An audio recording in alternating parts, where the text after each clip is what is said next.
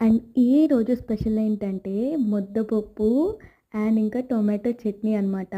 నాకైతే mouth watering అవుతున్నాయి ఈ టొమాటో చట్నీ చూసి.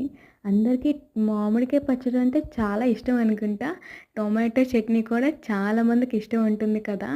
అండ్ నేనైతే ఫుల్ ఎంజాయ్ చేస్తాననమాట. దీంతో ఇలా కలుపుకొని తింటూ ఉంటే చాలా బావుంటుంది.